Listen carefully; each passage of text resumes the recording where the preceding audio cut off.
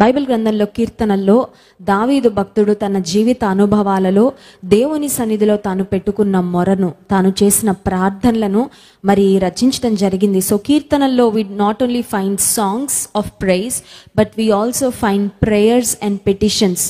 కీర్తనల్లో కేవలము దేవుని స్తుతిస్తూ ఆరాధిస్తూ ఉండే ఆ స్తుతి గీతాలు, స్తుతి కీర్తనలు, కృతజ్ఞతార్పణలు మాత్రమే కాదు, కానీ కీర్తనల్లో దావీదు భక్తుడు తన జీవితంలో నిస్సహాయ పరిస్థితుల్లో తాను చేసిన మొర, తాను పెట్టిన మొర, దేవుని సన్నిధిలో చేసిన అంగలార్పును మనం గమనించగలం.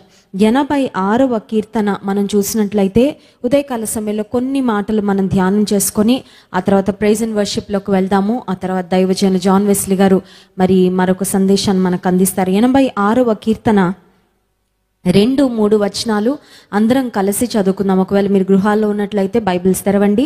86వ కీర్తన 2-3 వచనాలు. నేను నీ భక్తుడను, నా ప్రాణము కాపాడుము. నా దేవా, నిన్ను నమ్ముకొని ఉన్న నీ సేవకుని రక్షింపుము. మొట్టమొదటగా దావీదు చెప్తున్న మాట ఏంటంటే, నిన్ను నమ్ముకున్నాను, నీ సేవకుని రక్షింపు. ఆ తర్వాత 3వ వచనం, ప్రభువా, దినమెల్లా నీకు మొరపెట్టుచున్నాను, నన్ను కరుణింపుము. ఉదయకాల సమయంలో ఒకవేళ నీ జీవితంలో ఆధారం ఏమీ లేకపోయినా దేవుని నమ్ముకున్నానండి, I have put my hope in the Lord, I have put my trust in the Lord, దేవుని యందు నా నిరీక్షణ ఉంచాను, దేవునిపై నేను నమ్మిక ఉంచాను, దేవుని నమ్ముకున్నాను అన్నట్లయితే దావీదు భక్తునితో కలిసి ఈ ప్రార్థన నువ్వు కూడా చెయ్యి.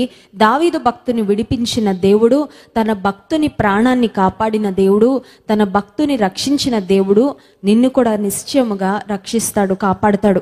నా దేవా, నిన్ను నమ్ముకొని ఉన్న నీ సేవకుని రక్షింపు. ఇక్కడ దావీదు చెప్తున్నాడు, నేను నీ సేవకున్నయ్యా. Lord, I'm trying to remind you who I am. ఈ లోకంలో ఒకవేళ పలానా తండ్రికి పలానా తల్లికి పుట్టాను, పలానా ఊరికి చెందిన వ్యక్తిని, పలానా భాష మాట్లాడే వ్యక్తిని అని నాకు చాలా ఐడెంటిటీస్ ఉండొచ్చు, కానీ but my greatest identity is to be called as your child. నీ బిడ్డను నేను, నీ సేవకుని నేను. నన్ను ఒక్కసారి జ్ఞాపకం చేసుకో. చాలాసార్లు దేవుని తండ్రి తండ్రి అని పిలుస్తుంటాం, కానీ కష్టాలు వచ్చినప్పుడు నీకు ఒక తండ్రి ఉన్నాడని నువ్వు మర్చిపోతున్నావు.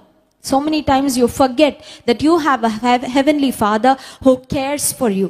నిన్ను గూర్చి పట్టించుకునే ఒక పరలోకపు తండ్రి ఉన్నాడు అని చాలాసార్లు నువ్వు మర్చిపోతున్నావు. అందుకే కదా భయపడిపోతున్నావు, ఆందోళన పడిపోతున్నావు, కన్నీరు కార్చేస్తున్నావు. ఒక కష్టం రాగానే, ఒక వ్యాధి రాగానే నీరు గారిపోయినట్లు అయిపోతుంది నీ పరిస్థితి. ఎందుకంటే నీకు ఒక తండ్రి ఉన్నాడని, నీకు ఒక దేవుడు ఉన్నాడని నువ్వు మర్చిపోతున్నావు.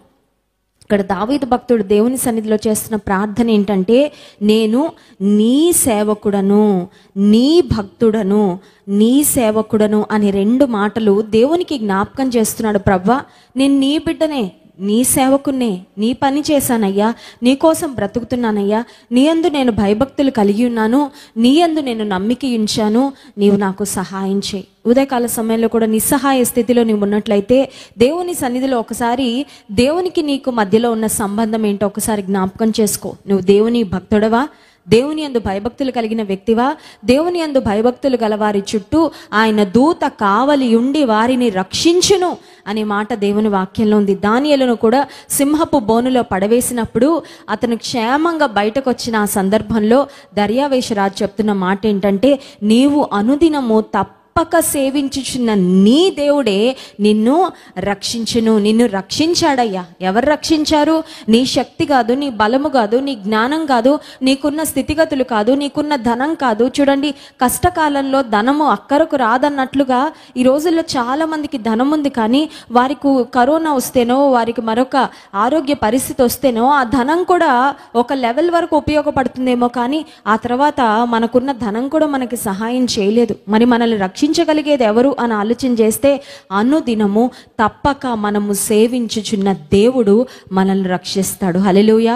ఇక్కడ దావీదు భక్తుడు అంటున్నాడు, నేను నీ భక్తుడను, నేను నీ సేవకుడను, నీ యందు నేను నమ్మిక ఉంచానయ్యా, నువ్వు తప్ప నాకు ఆధారం లేదు, నా నమ్మికకు ఆధారం నీవే, నన్ను నీవు రక్షించు, నాకు నీవు సహాయము చేయి. ఈ భాగాన్ని చదువుతున్నప్పుడు బైబిల్ గ్రంథంలో, ఎస్తేరు గ్రంథంలో జరిగిన ఒక సంఘటన పరిశుద్ధాత్మ దేవుడు నాకు జ్ఞాపకం చేశారు. ఆ భాగాన్ని కూడా ఒక్కసారి మనం ధ్యానం చేసుకొని ముందుకు వెళ్దాం. ఎస్తేరు మనం గమనించినట్లయితే రాణిగా ఎంపిక చేయబడినప్పుడు అహష్వరోషు రాజు ఎస్తేర్ను రాణిగా ఎన్నిక చేసుకున్న తర్వాత మొర్దెకై అని ఎస్తేరు యొక్క పినతండ్రి ప్రతిదినము తన కుమార్తె యొక్క బాగోగులు తెలుసుకోవాలని ఎస్తేరు ఉన్న అంతఃపురం దగ్గరికి వెళ్తూ ఉండేవాడు. అలా వెళ్తున్న సందర్భంలో అంతఃపురంలో జరుగుతున్న పరిస్థితులు, తన కుమార్తె గుర్చిన క్షేమ సమాచారం తెలుసుకోవాలని, అలాగే ఆ రాజ్యంలోని పరిస్థితుల గురించి, క్షేమాన్ని గురించి తెలుసుకోవాలని మొర్దెకై వెళ్తున్న సందర్భంలో ఏం జరుగుతుందంటే, ఆ రాజు దగ్గర మంత్రిగా ఉన్న హామాను అనే వ్యక్తి ఎప్పుడైతే రాజును కలవడానికి వస్తూ ఉంటాడో, ఆ ద్వారబంధం వద్ద, ఆ ఎంట్రన్స్ వద్ద ఉన్న వారందరూ ఈ మొర్దెకైకు నమస్కారం చేస్తూ ఉంటారు. కానీ హామానుకు నమస్కారం చేస్తూ ఉంటారు, కానీ మొర్దెకై మాత్రం నమస్కారం చేయడు. చేయని ఆ తరుణంలో హామానుకు మొర్దెకై మీద విపరీతమైన కోపం వచ్చి, ద్వేషం వచ్చి హామానుకు మాట చెప్తాడు. చూడండి, ఎస్తేరు గ్రంథము 3వ అధ్యాయము 6వ వచనాన్ని ఒకసారి చదువుకుందాం. ఎస్తేరు గ్రంథము 3వ అధ్యాయము 6వ వచనం. మొర్దెకై ప్రాణము మాత్రము తీయుట స్వల్ప కార్యమని ఎంచి మొర్దెకై యొక్క జనులు ఎవరైనది తెలుసుకొని అహష్వరోషు యొక్క రాజ్యమందంతట ఉండు మొర్దెకై స్వజనులగు యూదులనందరినీ సంహరించుటకు ఆలోచించెను. మొర్దెకై, నువ్వెందుకయ్యా నాకు నమస్కారం చేయట్లేదు అని అడిగితే మొర్దెకై భయపడిపోయి హామానుకు, అమ్మో మీ దృష్టికి వచ్చిందా అయ్యగారు, నేను మీకు నమస్కారం చేయట్లేదని మీరు గమనించేశారా? క్షమించండి, తప్పైపోయింది. నా ప్రాణాన్ని కాపాడుకోవడానికి నేను ఏమన్నా చేస్తాను, నా భక్తి విషయంలో నేను కాంప్రమైజ్ అవుతాను, నన్ను నేను కాపాడుకోవడానికి, నీ ఉగ్రత నుండి, నీ కోపం నుండి తప్పించుకోవడానికి నీకు నమస్కారం చేస్తానులే అని మరి మొర్దెకై హామాను వద్ద కాంప్రమైజ్ అవ్వలేదు. కానీ 3వ అధ్యాయము 4వ వచనం చివరి భాగం చూడండి. ఏలయనగా అతడు, నేను యూదుడను గనుక ఆ పని చేయజాలనని వారితో చెప్పియుండె. నేను యూదుడను, నేను దేవుని బిడ్డను, నేను దేవుని నమ్ముకున్నాను. ఆకాశం అందే కానీ, భూమి మీదే కానీ, భూమి కింద ఉన్న నీళ్ల ఎందే కానీ ఉండు దేని రూపాన్ని నేను పూజించనయ్యా, ఎవరికి వంగను, నమస్కారం చేయను, నా దేవునికి మాత్రమే నేను మ్రొక్కుతాను, కనుక ఈ హామానుకు కూడా నేను మ్రొక్కనని మొర్దెకై దేవుని కొరకు నిలబడినందుకు ఇప్పుడు మొర్దెకై ఒక్కడి మీదకే రాలేదు కానీ కీడు మొర్దెకై యొక్క వంశానికి, మొర్దెకై యొక్క జాతికి, తన ప్రజలందరి మీదకి భయంకరమైన సంహారము రాబోతుంది. తన ప్రజలైన యూదులందరినీ సంహరించడానికి హామాను ఒక భయంకరమైన ప్లాన్, ఒక భయంకరమైన పన్నాగాన్ని పన్నినట్లుగా వాక్యంలో చూస్తున్నాం.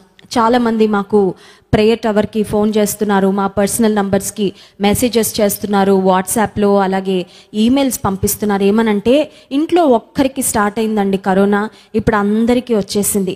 From the eldest one in the family to the youngest one. ఇంట్లో ఉన్న పెద్దవారి దగ్గర నుండి, వృద్ధాప్యంలో ఉన్న వారి దగ్గర నుండి, పసిబిడ్డల వరకు అందరికీ వచ్చేసింది. అందరిలో ఎంతమంది ఉంటామో, ఎంతమంది పోతామో చాలా భయంగా ఉంది, చాలా ఆందోళనగా ఉంది. మమ్మల్ని మేము చూసుకోవడానికే మాకు ఓపిక లేదండి. కనీసం ఒకళ్ళు సిక్ అయితే మిగతా వాళ్ళందరూ వారికి సపోర్ట్ చేస్తారు, హెల్ప్ చేస్తారు. ఫ్యామిలీలో అందరము అదే స్థితిలో ఉన్నాం. అందరికీ బలహీనత, అందరికీ అనారోగ్యం, అందరికీ జ్వరాలు, అందరికీ నీరసం. Everyone is tested Covid positive అని చాలా మంది చెప్తూ ఉంటే వారి కొరకు దేవుని సన్నిధిలో భారం కలిగి విజ్ఞాపన చేస్తున్నాం. ఇక్కడ ఈ మొర్దెకై హామానుకు నమస్కారం చేయని ఆ సందర్భంలో హామాను కూడా ఒక యత్నంతో ముందుకొచ్చాడు. ఆ యత్నము, ఆ ప్రయత్నం ఏంటి అని ఆలోచిస్తే, మొర్దెకైని ఒక్కడనే కాదు సంహరించాల్సింది, మొర్దెకై యొక్క జనాంగం అంతటిని, యూదులనందరినీ సంహరించాలని మరి ఒక పన్నాగాన్ని హామాను పన్నినట్లుగా దేవుని వాక్యంలో మనం చూస్తున్నాం. ఒకవేళ నీ కుటుంబాల్లో కూడా సడన్గా చాలా మంది బలహీనం అయిపోయారేమో, సడన్గా many of your family members are tested positive. ఒక ప్రక్కన తండ్రి కుటుంబం వారు, ఒక ప్రక్కన తల్లి కుటుంబం వారు, ఒకవేళ నీ భర్త తరపున వాళ్ళు, అందరికీ ఒకేసారి మరి కోవిడ్ పాజిటివ్ రావడము, ఇంట్లో ఈ వార్తలు ఎక్కువగా వినపడుతూ అమ్మో ఏమైపోతుందో అనే భయము, ఆందోళన మీ హృదయంలో ఉన్నట్లయితే, బైబిల్లో మొర్దెకై జీవితంలో కూడా ఎగ్జాక్ట్గా ఇలాంటి పరిస్థితే. But it's not because of the virus. ఇప్పుడు మనకి కోవిడ్ వైరస్ వలన ఈ పరిస్థితి వచ్చింది, కానీ మొర్దెకై జీవితంలో ఆ నిస్సహాయ పరిస్థితి ఎందుకు వచ్చిందంటే, మొర్దెకై దేవుని పక్షంగా నిలబడినందుకు. బట్ సిమిలారిటీ ఏంటి అని ఆలోచిస్తే on all sides, in all directions, అన్ని వైపులా ఇప్పుడు మొర్దెకాయికి కీడే కనబడుతుంది. తన మీదకి, తన ప్రజల మీదకి రాబోతున్న మరణమే తన కళ్ళ ముందు కనబడుతున్న ఆ సందర్భంలో ఎస్తేరు, మొర్దెకాయి ఒక తీర్మానము దేవుని ప్రజలుగా తీసుకున్నారు. నువ్వు ఎలాంటి నిస్సహాయ పరిస్థితిలో ఉన్నప్పటికీ ప్రియమైన దేవుని బిడ్డ గుర్తుపెట్టుకో, we always have a help line available. క్రైస్తవులకు ఒక హెల్ప్ లైన్ ఎప్పుడూ అందుబాటులో ఉంటుందండి. ఈ రోజుల్లో చాలా హాస్పిటల్స్కి కాల్స్ చేస్తుంటే అంటున్నారు, సారీ బెడ్స్ ఫుల్ అంటున్నారు, మాకు ఇంకా పడకలు లేవండి, ఇంకా హాస్పిటల్లో ఖాళీలు లేవు అని చెప్తున్నారు. మరికొన్ని హాస్పిటల్స్లో అంటున్నారు బెడ్స్ ఉన్నాయి కానీ ఆక్సిజన్ లేదండి, క్షమించండి అని. ఒకవేళ ఏ హెల్ప్ లైన్ నంబర్కు నువ్వు కాల్ చేసినా నీకు సహాయం అందకపోవచ్చు, కానీ ప్రతి విశ్వాసికి ఒక హెల్ప్ లైన్ అందుబాటులో ఉంది. ఆ హెల్ప్ లైన్ ఏంటంటే ప్రార్థన. Hallelujah. There is a help line available for every believer and it is prayer. ఈ ప్రార్థన అనే హెల్ప్ లైన్ ఎక్కడి నుండైనా చేయొచ్చు, ఎప్పుడైనా చేయొచ్చు, ఎలాంటి స్థితిలో నుండైనా నువ్వు చేయొచ్చు. అయితే దేవుని సహాయము మాత్రం, remember that God's help is only a prayer away. Hallelujah. దేవుని సహాయం ఎంత దూరంలో ఉందండి, నాకు ఎన్ని కిలోమీటర్ల దూరంలో ఉంది, ఎన్ని మైళ్ళ దూరంలో ఉంది, ఎంత దూరంలో ఉంది అని ఆలోచన చేస్తే దేవుని సహాయం అంట ఒక్క ప్రార్థనంత దూరంలో ఉంటుందంట. హల్లెలూయా. నీ మోకాళ్లకు భూమికి మధ్య ఉన్న దూరం ఎంతో నీ సమస్య నుండి నీ విడుదల పొందడానికి అంత దూరం ఉంది అని ఒక దైవజనుడు చెప్పాడు. నిజమే. You have the solution to your problem. నీకున్న ఆరోగ్య సమస్యకు, నీకున్న కుటుంబ సమస్యకు, నీవున్న నిస్సహాయ పరిస్థితికి ఒక సొల్యూషన్ ఉంది, ఒక సమాధానం ఉంది, ఒక పరిష్కారం ఉంది, ఒక విడుదల మార్గం ఉంది, ఒక విమోచన మార్గం ఉంది. అది ఏంటి అంటే ప్రార్థన. Prayer is the help line that every believer has. ఇప్పుడు దేవుని వాక్యంలో మనం గమనించినట్లయితే ఎస్తేరు, మొర్దెకాయలు మాట్లాడుకొని వారు చేసిన పని ఏంటంటే దేవుని సన్నిధిలో 3 దినాలు ఉపవాసం ఉండి ప్రార్థన చేసినప్పుడు మొర్దెకాయి మీదకి రావాల్సిన మరణాన్ని దేవుడు తప్పించాడు. మొర్దెకాయి యొక్క కుటుంబీకురాలిగా ఉన్న ఎస్తేరు మీదకి రావాల్సిన మరణాన్ని దేవుడు తప్పించాడు. యూదులందరి మీదకి రావాల్సిన మరణాన్ని కూడా దేవుడు తప్పించాడు. హల్లెలూయా. వెళ్ళి అనుకోవచ్చు, ఈ కరోనా చాలా పెద్ద ప్లానింగ్తో వచ్చిందండి, ఇంట్లో అందరినీ చుట్టేసింది, ఇంట్లో ఒక్కరిని కూడా విడిచిపెట్టలేదు. రేపొద్దునకి మేము ఎంతమంది ఉంటామో ఎంతమంది ఉండమో, అందరం ఒకవేళ ఏమన్నా అయిపోతుందేమో అనే ఆందోళన నీ మనసులో ఉన్నట్లయితే గమనించు, దేవుని ప్రజలైన యూదుల మీదకి ఒక భయంకరమైన కీడు, ఒక భయంకరమైన ఉపద్రవము, ఒక భయంకరమైన మరణ శాసనము వ్రాయబడినప్పటికీ యూదులను దేవుడు కాపాడాడు, మొర్దెకాయిను దేవుడు కాపాడాడు, ఎస్తేరును దేవుడు కాపాడాడు. కానీ వారు ఏం చేశారు అని ఆలోచిస్తే దేవుని సన్నిధిలో ఆయనను నమ్ముకొని వారు దేవుని సన్నిధిలో మొర్ర పెట్టుకున్నారు. Please cry out to the presence, in the presence of God. చాలాసార్లు మనం దేవుని సన్నిధిలో మొర్ర పెట్టుకోవాలంటే అదేదో చిన్నతనంగా కొంతమంది భావిస్తూ ఉంటారండి. నేను హ్యాండిల్ చేసుకోగలను కదా, దేవుని సన్నిధిలో మొరపెట్టడం అంత అవసరమా, మొరపెట్టాలా, ఇంకా నాకు వేరే ఆప్షన్ లేదా అన్నట్లుగా కొంతమంది దేవుని దగ్గరికి రావడం ఒక లాస్ట్ ఆప్షన్గా తీసుకొని మిగతా ఆప్షన్స్ అన్నీ ట్రై చేస్తూ ఉంటారు, ప్రయత్నం చేస్తూ ఉంటారు. జాన్ వెస్లీ గారు లాస్ట్ సండే కూడా చెప్పారు, ధన్యకి కోవిడ్ పాజిటివ్ వచ్చింది. యాక్చువల్గా స్వాబ్ టెస్ట్లో నెగిటివే వచ్చింది. బట్ తన కజిన్ వీళ్ళందరూ కలిసి ఆడుకున్నారు. ధన్యాస్ కజిన్ వాజ్ టెస్టెడ్ పాజిటివ్. అందుకని మేము అనుకున్నాం ధన్య కూడా ఒకసారి టెస్ట్ చేయిస్తే మంచిది. అసలు సిమ్టమ్స్ ఏమీ లేవు, బట్ స్టిల్ ఆర్టీపీసీఆర్ టెస్ట్ చేయిస్తే అందులో పాజిటివ్ అని రావడం జరిగింది. దేవుని మహాకృప వలన తనకి ఏ సిమ్టమ్స్ లేకుండానే మంచి స్వస్థతను, ఆరోగ్యాన్ని దేవుడు అనుగ్రహించారు. ప్రార్థించిన మీ అందరికి కూడా ప్రభు పేరిట వందనాలు తెలియజేస్తున్నాను. అయితే ఎప్పుడైతే ధన్య రిపోర్ట్ వచ్చిందో, రిపోర్ట్ రాగానే నేను అన్నాను, ఆ రూమ్కి వెళ్ళమ్మా, నువ్వు రూమ్కి వెళ్ళి నువ్వు ఐసోలేట్ అవ్వు, నేను వస్తున్నాను నిన్ను చూసుకోవడానికి అని మా అమ్మాయికి చెప్పగానే ధన్య వెంటనే అప్స్టైర్స్కి వెళ్ళిందండి. వెళ్ళగానే కింద ఏం జరిగిందో నాకు తెలియదు, ఎందుకంటే ధన్యతో పాటు నేను కూడా వెళ్ళిపోయాను. అయితే నా కుమార్తె నిత్య అప్పుడు డైనింగ్ హాల్లో ఉంది. అక్కడున్న ఆంటీ వాళ్ళు, అక్కడున్న సిస్టర్స్ అందరు నాకేం చెప్పారంటే, ధన్యకి ఎప్పుడైతే కోవిడ్ పాజిటివ్ అని తెలిసిందో వెంటనే నిత్య డైనింగ్ హాల్లో ఆ డైనింగ్ టేబుల్ దగ్గర, చైర్ దగ్గర మోకరించి తన సహోదరి కొరకు కన్నీటి ప్రార్థన చేసిందని. హల్లెలూయా. ఆ చిన్న బిడ్డకి ఎవరు చెప్పలేదండి, ప్రార్థన చేయమని చెప్పే పరిస్థితి కూడా కాదు.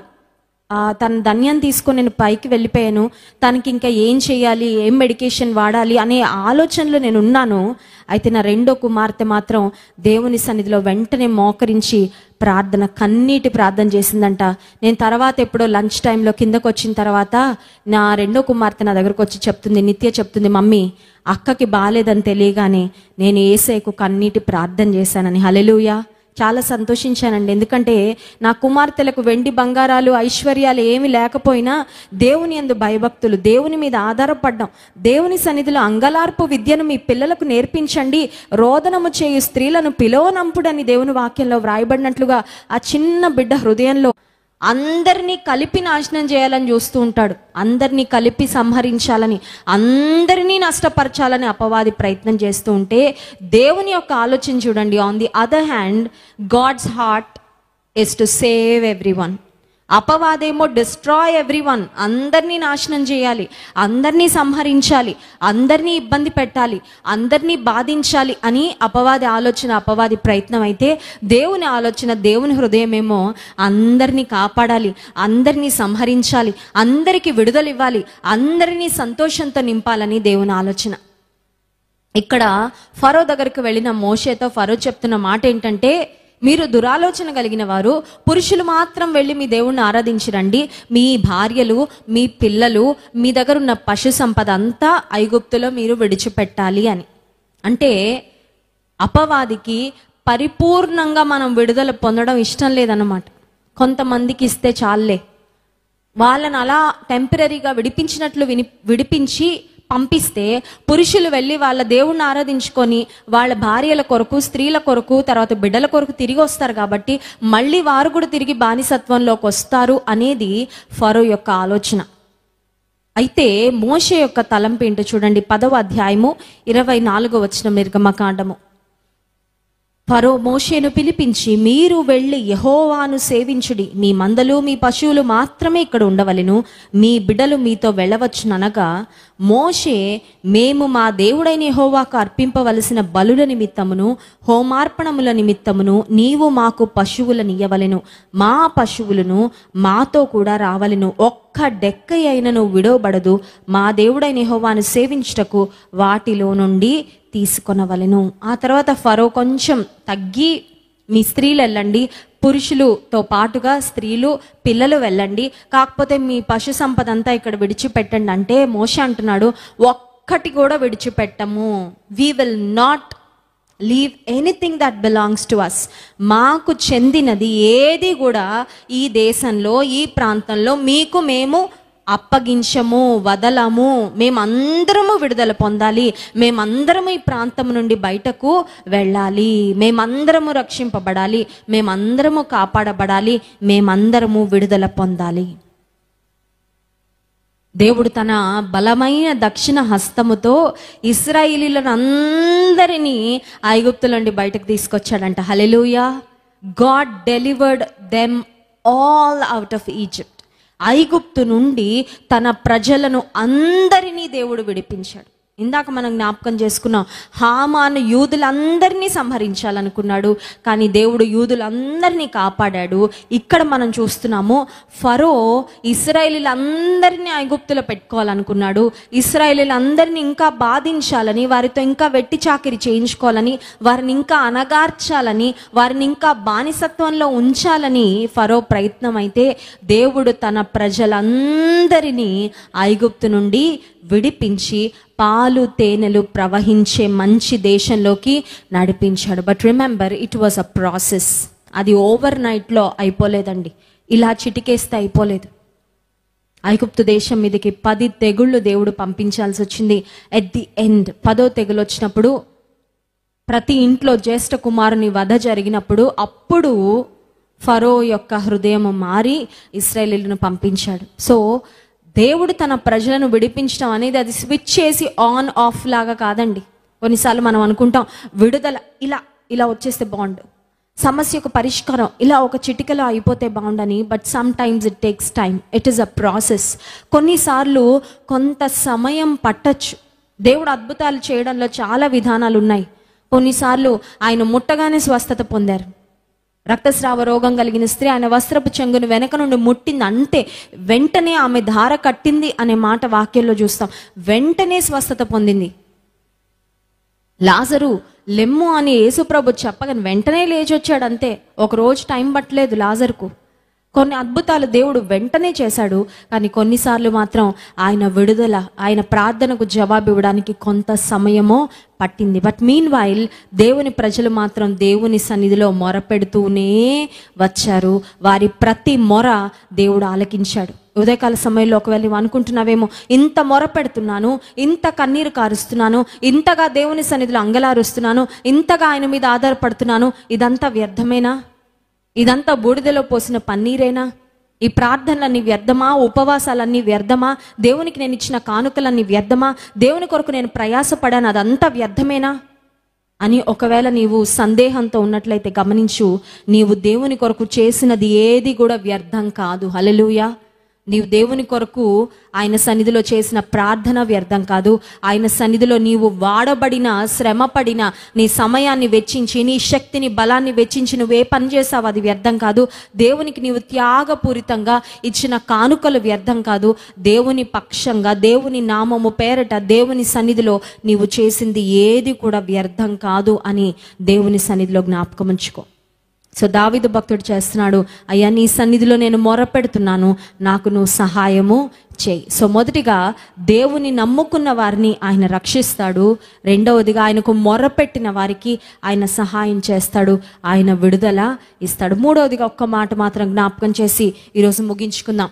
యోనా గ్రంథము 3వ అధ్యాయము 5వ వచనం మనం చూసినట్లయితే, యోనా అనే ప్రవక్తతో దేవుడు మాట్లాడుతాడు. దేవుని వాక్కు యోనాకు ప్రత్యక్షమై, నీవు నినివే ప్రాంతానికి వెళ్ళి ఆ ప్రాంతంలో ప్రజల మీదకి దుర్గత వస్తుందని ప్రకటించు యోనా అన్నప్పుడు మనకు తెలుసు, తర్షీషుకు వెళ్ళే ఓడ ఎక్కుతాడు, తర్వాత బుద్ధి వస్తుంది, చేప కడుపులో కొన్ని దినాలు ఉన్న తర్వాత, ఆ తర్వాత చేప కక్కి వేసినప్పుడు యోనా మళ్ళీ బయలుదేరి నినివే పట్టణానికి వస్తాడు.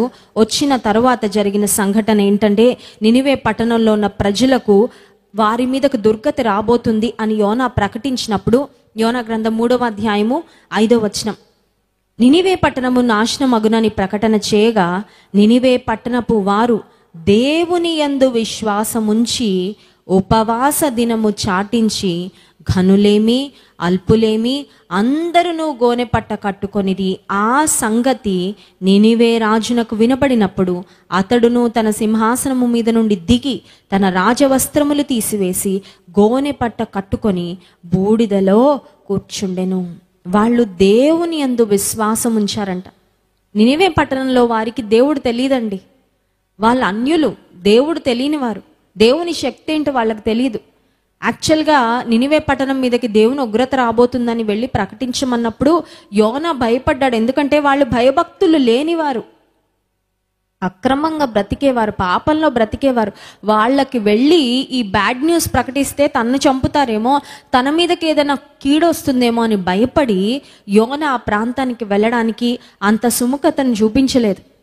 కానీ యోనా ఎప్పుడైతే వెళ్ళి మీ మీదకి నాశనం రాబోతుంది, మీ మీదకి దేవుని ఉగ్రత రాబోతుందని ప్రకటించాడో, వారు దేవుని యందు విశ్వాసముంచి, నినివే పట్టణంలో ఎవరైనా సరే, ఫర్ ఎగ్జాంపుల్, ఆ దేవుడు ఎవరో మాకు తెలీదు, అసలు ఈ దేవుని ప్రవక్త ఎవరో తెలీదు, ఆయన చెప్తుంది నిజమో కాదో తెలీదు, మా పట్టణం మీదకి దుర్గత వస్తుందో రాదో, హూ నోస్, ఎవరికి తెలుసు, జరిగితే చూసుకుందాంలే అని కనుక దేవుని మాటలు యందు విశ్వాసం ఉంచకుండా, దేవుని సన్నిధిలో ప్రార్థన చేయకుండా ఉండుంటే నినివే పట్టణంలో ఉన్న ప్రజలందరూ ఖచ్చితంగా నాశనం అయిపోయేవారు.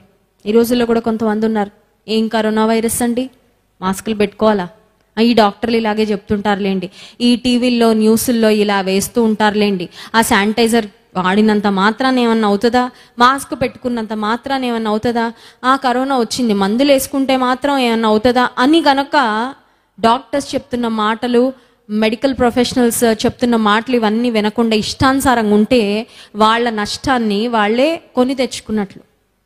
నీ జీవితంలో కూడా దేవుని మాట యందు నీవు విశ్వాసం ఉంచే విధానాన్ని బట్టి నీ ఆశీర్వాదము, నీ విడుదల ఖచ్చితంగా ఆధారపడి ఉంటుంది. నినివే పట్టణ ప్రజలు దేవుని యందు విశ్వాసముంచి, నీకుందా విశ్వాసం?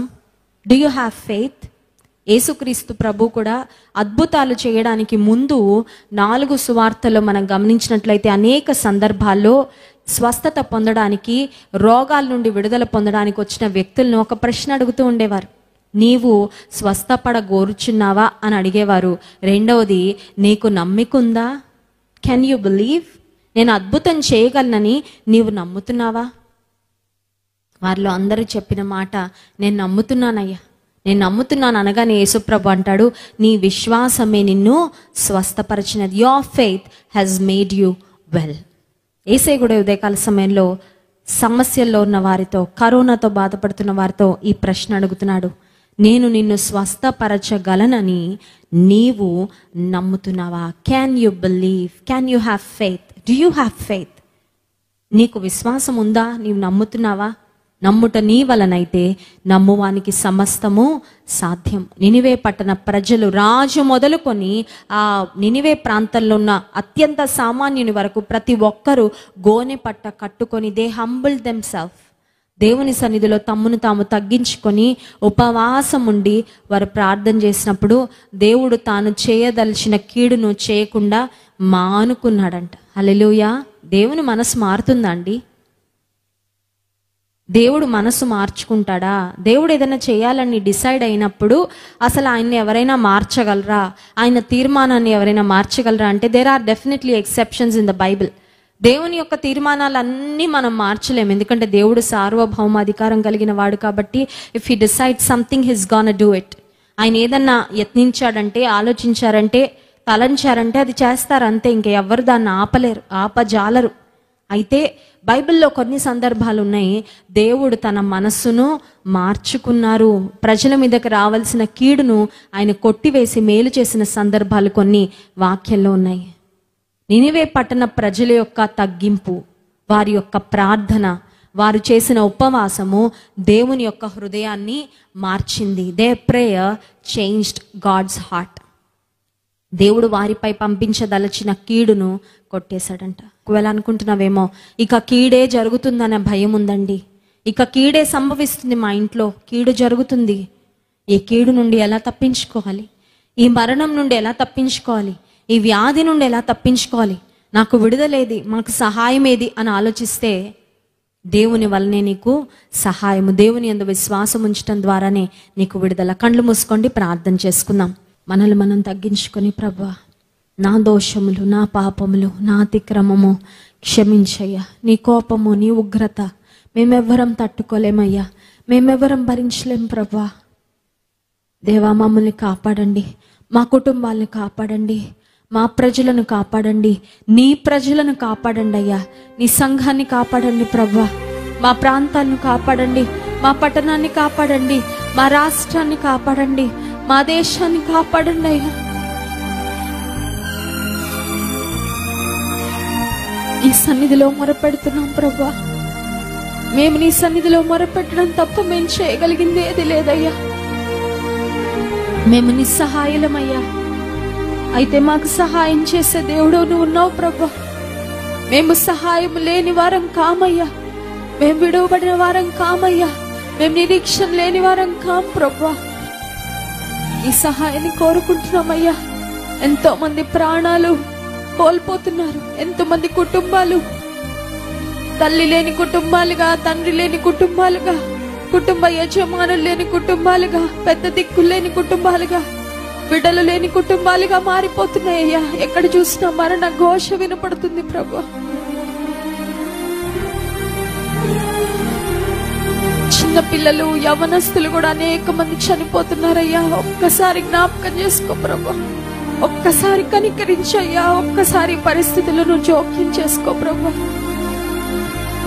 ఈ సహాయాన్ని కోరుకుంటున్నామయ్యా. ఐగుప్తిలో కలిగిన ఏ రోగం రాని, ఒకవేళ వచ్చినా స్వస్థపరుస్తానన్నావు ప్రభా. నీ వాగ్దానాలు ఎందు నమ్మికించి ప్రార్థన చేస్తున్నాము. కృప చూపించండి. కృప చూపుట్ల ఐశ్వర్యవంతుడానికి స్తోత్రము. కృపాతిశయం కలిగిన మా దేవానికి స్తోత్రమయ్యా. ఆపత్కాలంలో నమ్ముకొనదగిన సహాయకుడానికి స్తోత్రాలు. ఆకాశ పక్షులనే పోషిస్తూ చూసుకుంటున్న దేవుడో ప్రభువా, నీ పోలికలో చేయబడిన ప్రజలు అయ్యా, నీ ఆత్మను కలిగిన ప్రజలు ఒక్కసారి జ్ఞాపకం చేసుకో ప్రభా. అనేక మంది సేవకులు ప్రాణాలు విడుస్తున్నారయ్యా. ఆ సంఘాల కాపరు లేకుండా అయిపోతున్నారయ్యా. జ్ఞాపకం చేసుకో ప్రభా. హామాను భయంకరమైన కీడును యత్నించినప్పటికీ యూదులందరినీ కాపాడావు కదా ప్రభా. నినివే పట్టణం మీదకి నిజానికి నీ ఉగ్రత వచ్చి అందరూ నాశనం అవ్వాలి, కానీ వారు మొరపెట్టినప్పుడు ప్రభా వారి ప్రాణాలు కాపాడావు కదయ్యా. మమ్మల్ని కాపాడండి, మా కుటుంబాలను కాపాడండి, మా సంఘాన్ని కాపాడండి, మా దైవజనులను కాపాడండి, నీ ప్రజలను కాపాడండి, నీ సేవకులను కాపాడండి. నేను నమ్ముకోకుండా అనేక ఆత్మలు అయ్యా నిత్య నరకాగ్నిలోకి వెళ్ళిపోతున్నారయ్యా. వారందరినీ కూడా కాపాడండి అయ్యా. ప్రతి ఒక్కరిని కాపాడండి ప్రభా. నువ్వు సర్వశక్తిమంతుడో కనుక స్తోత్రాలయ్యా. నీ బాహువుతో వ్యాధిగ్రస్తులందరినీ ముట్టి లేవనెత్తండి ప్రభా. తమ వారిని కోల్పోయిన వారిని ఆదరించండి అయ్యా. గుండెలు బరువుగా ఉండి ఇక బ్రతకాలని ఆశ లేకుండా ఎంతమంది ఉన్నారో వారిని ఒక్కసారి జ్ఞాపకం చేసుకో ప్రభా. తల్లిదండ్రులు కోల్పోయిన బిడ్డలను, చంటి బిడ్డలను, చిన్న బిడ్డలను జ్ఞాపకం చేసుకో అయ్యా. పాలిచ్చే తల్లులను జ్ఞాపకం చేసుకోండి. పెద్ద వయసులో ఉన్న వారిని జ్ఞాపకం చేసుకోండి. నీవే సహాయం అందించి కృప చూపించమని వేడుకుంటూ ఆ ప్రార్థన ఆలకిస్తున్నందుకు నీకు స్తోత్రాలు చెల్లించుకుంటూ, అడుగు వాటికంటే ఊహించి వాటికంటే అత్యధికంగా చేయ శక్తిమంతుడవు నీవే కార్యాలు జరిగించి మహిమను పొందమని యేసు నామమున ప్రార్థిస్తున్నాము తండ్రి. ఆమేన్.